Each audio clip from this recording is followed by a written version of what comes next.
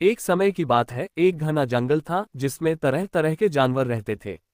उस जंगल में हिरणों का झुंड भी रहता था। इनमें से एक हिरण था जिसका नाम मोहन था। मोहन बहुत ही सुंदर और तेज था। उसकी आंखें बड़ी बड़ी और चमकदार थीं और उसका शरीर बहुत मजबूत था। जंगल के अन्य जानवर उसकी सुंदरता और उसकी फुर्ती के कायल थे। मोहन का जीवन बहुत ही सरल था। वह अपने झुंड के साथ जंगल में घास खाता और समय बिता देता।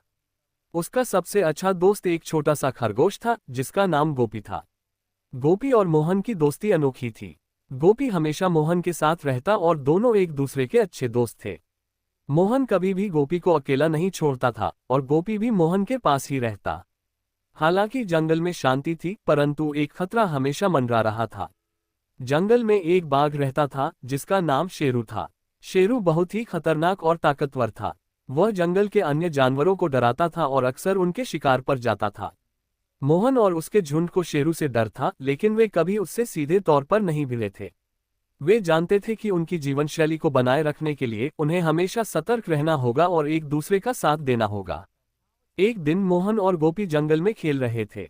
मोहन झील के पास पानी पीने आया था और गोपी उसके पास घास की तलाश में इधर उधर दौड़ रहा था। तभी अचानक जंगल में एक शोर हुआ।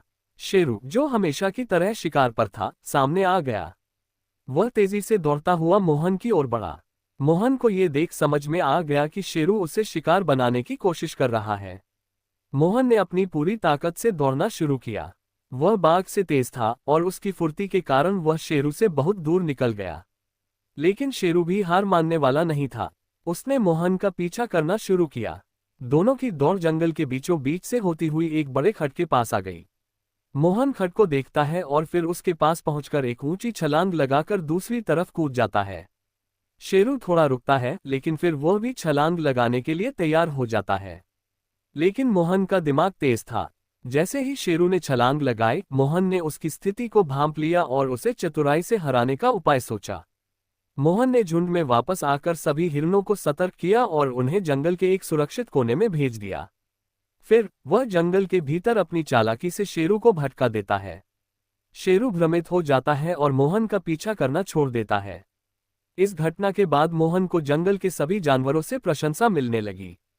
गोपी तो बहुत खुश था कि उसका दोस्त मोहन इतनी बहादुरी से शेरू से बचकर निकला। सभी जानवरों ने मिलकर मोहन की साहसिकता की सराहना की। मोहन ने सबको ये सिखाया कि केवल शारीरिक ताकत ही नहीं, बल्कि बुद्धिमत्ता और समझदारी भी जरूरी है, खासकर जब आप अपने जीवन को सुरक्षित रखने की कोशिश कर रहे हो। कुछ दिन बाद जंगल में एक और संकट आया। जंगल में बारिश का मौसम था और अचानक बाढ़ आ गई। तालाबों और नदियों का पानी बढ़ने लगा, जिससे पूरे जंगल में पानी भर गया। बहुत से जानवरों को अपनी जान बचाने के लिए ऊंचाई पर जाना पड़ा। मोहन और गोपी ने देखा कि बहुत से छोटे जानवर जैसे खरगोश, बंदर और कुछ पक्षी जो पेड़ों के ऊंचे शाखाओं पर नहीं पहुंच पा रहे थे, वे पानी में बहते जा रहे थे। मोहन ने बिना समय गंवाए अपने दोस्त गोपी से कहा, गोपी, हमें इन छोटे जानवरों को सुरक्षित जगह पर ले जाना होगा। अगर हम समय रहते उनकी मदद नहीं करेंगे तो वे बहकर चले जाएंगे। गोपी ने मोहन की बात मानी और दोनों ने मिलकर उन जानवरों को ऊंची जगहों पर पहुंचाने का काम शुरू किया। मोहन के नेतृत्व में और गोपी की मदद से जंगल के सभी जानवर सुरक्षित जगहों पर पहुंच गए। ये दृश्य देख बाकी सभी जानवरों ने मोहन की बहादुरी की कद्र की। मोहन ने सिर्फ अपनी ताकत से नहीं, बल्कि अपने दिमाग से भी सभी को बचाया था। जंगल के सभी जानवर उसके महान नेतृत्व को समझ गए थे। कुछ समय बाद जंगल में शांति और समृद्धि वापस आ गई। मोहन को जंगल का सबसे सम्मानित और प्यारा हिरण माना जाता था। शेरू, जो एक बार जंगल का राजा था, अब अपनी हार मान चुका था। वह अब किसी के साथ शिकार करने की बजाय अकेला रहने लगा था। जंगल में हर जीव ने एक दूसरे के साथ मिलकर जीवन जीने की ठानी थी, और यह सब मोहन की बहादुरी और बुद्धिमत्ता की वजह से ही संभव हुआ था।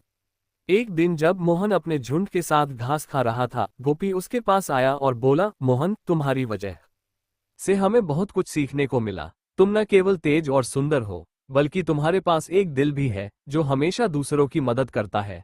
मोहन मुस्कुराया और कहा, हमें हमेशा याद रखना चाहिए कि असली ताकत केवल शरीर में नहीं होती, बल्कि दिल और दिमाग में भी होती है।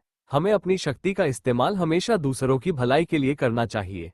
और इस तरह मोहन की साहसिकता और समझदारी की कहानी जंगल में हर किसी को प्रेरित करती रही।